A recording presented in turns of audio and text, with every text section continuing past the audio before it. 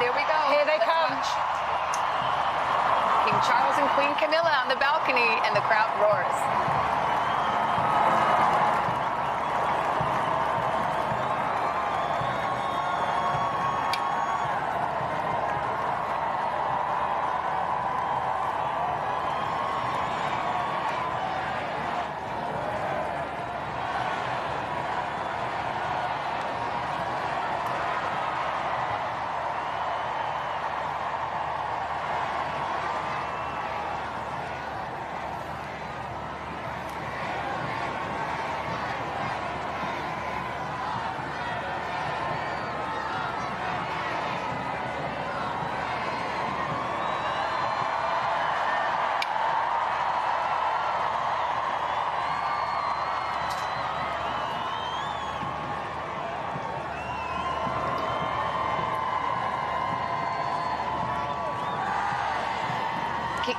King Charles and Queen Camilla surrounded by the pages who helped them so ably today. And of course, Prince George, the eldest grandson, one of those pages. And now another door opens and we see more members of the royal family fill out that balcony in the moment that quite literally the world has been waiting for.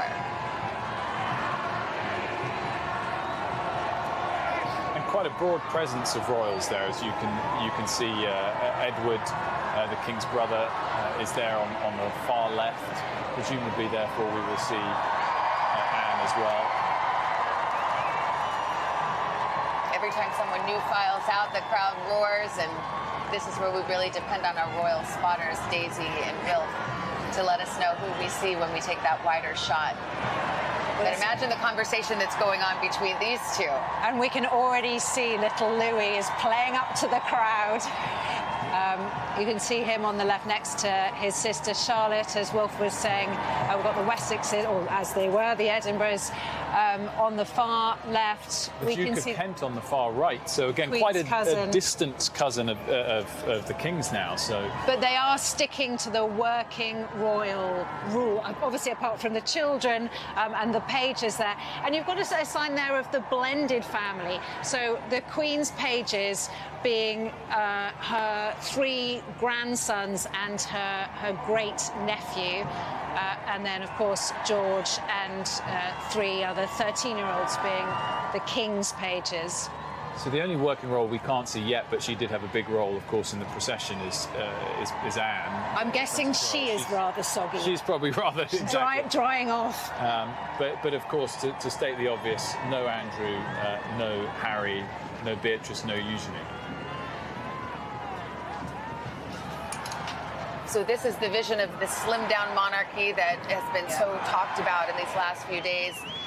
Slimmed down, certainly by virtue of the Queen's passing, but then also Harry departing, Prince Andrew no longer being essentially forced out from being a working royal. And so this is the image of the future. And we just saw the Princess Royal. We saw the Princess Royal still in her Blues and Royals uniform, and the thistle elements to that uniform that she's wearing. The rain is still very heavy, but the crowds are, the noise is very, very loud here. There's Charlotte in her Alexander McQueen dress, and Louis. That's the new royal wave.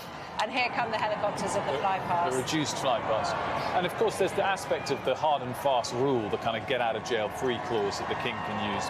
Only working royals are attending this. But at the same time, he is trying to handle a PR battle and talk about a slimmed down royal family. So if you start to add members that aren't doing work for the family, it just changes that debate as much as we would have all liked to have seen Harry up there. Well, there's some kind of fly past that's about to unfold, but the rain is now officially a pouring rain here in London. And the royals are gamely on the balcony, unclear if they have much cover up there.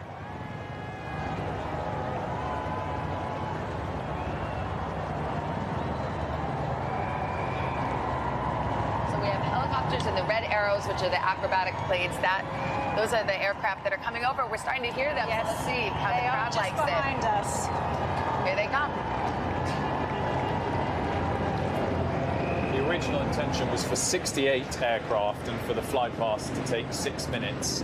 Unclear exactly how many in the reduced flypast will be going overhead. And they're overhead as we speak.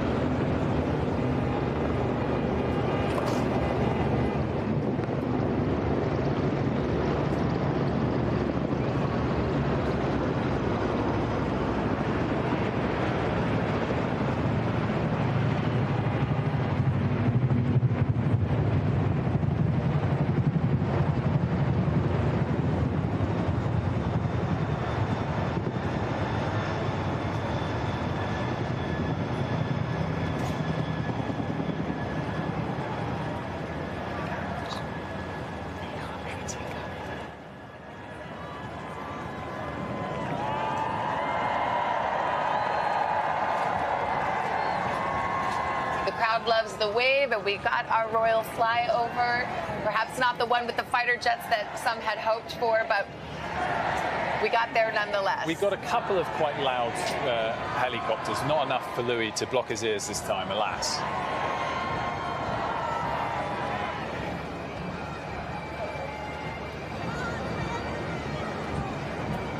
Here comes, I think, the red arrows to finish things off.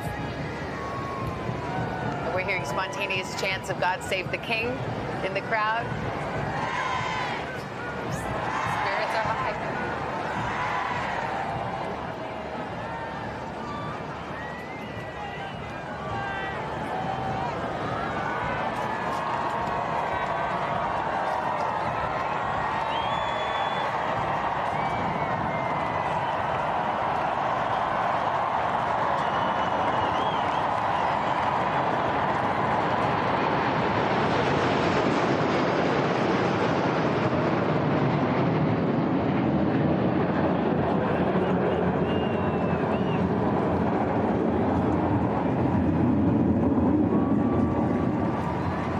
Was cool. That was worth the wait. The red arrows up against a smile from King Charles and Queen Camilla. What a moment.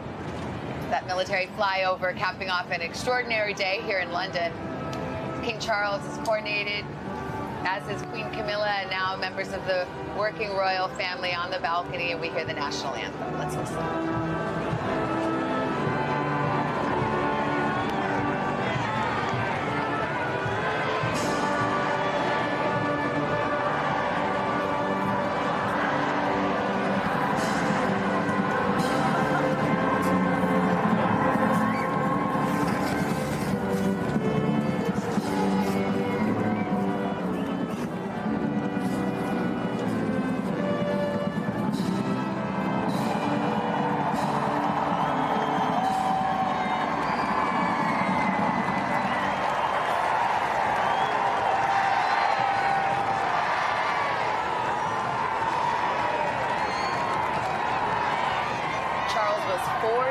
Old the last time he stood on that balcony on a coronation day. He waited 70 long years for that moment. And he looked, there he is as a little boy, and of course his mother wearing the crown there.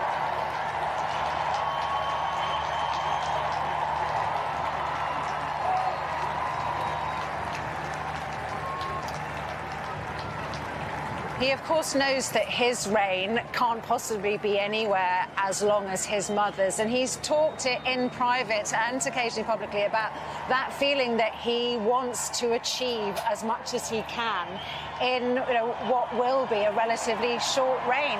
He's the oldest newly crowned king ever.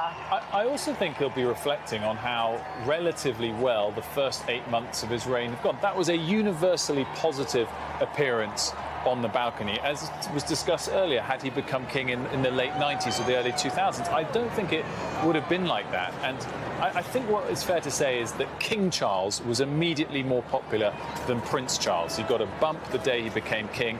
For the rest of his reign, it will now be delivering on his service, and I think he'll be held to account in a way that perhaps the Queen was not. But it's gone well so far. And I want to turn to our British historian, Tim Bouvier, who's with us. And in a way, ensuring the survival of the monarchy is perhaps his primary role. Making sure that it continues to be a healthy part of British society has to be at the top of his agenda.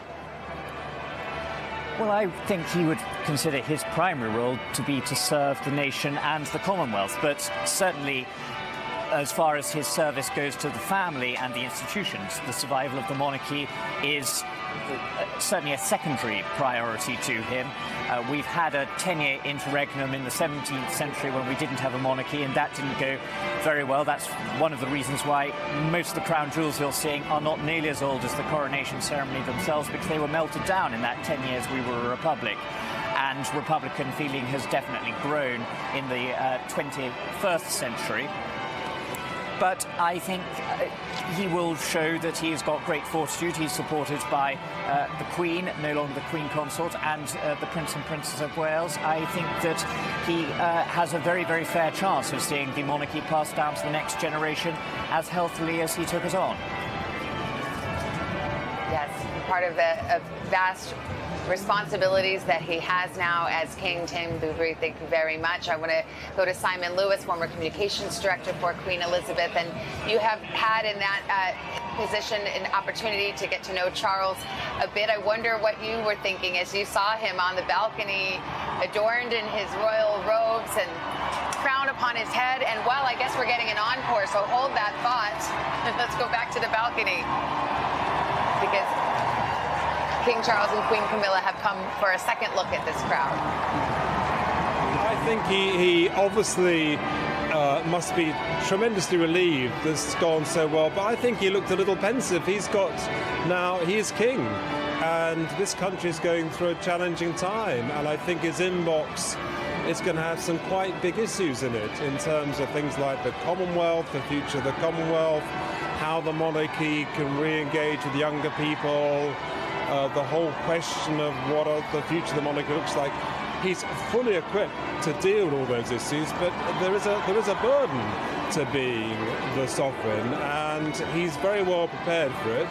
And this has been a tremendous day, a fantastic day, but now in a sense the hard work begins, and I think the message about the working family around him on the balcony was exactly the right one, because it can't be just the burden of the sovereign, it has to be the family, but slimmed down families. So I think the message is absolutely spot on, but there's hard work ahead. Hey, thanks for watching. Don't miss the Today Show every weekday at 11 a.m. Eastern, 8 Pacific on our streaming channel, Today All Day. To watch, head to today.com/allday or click the link right here.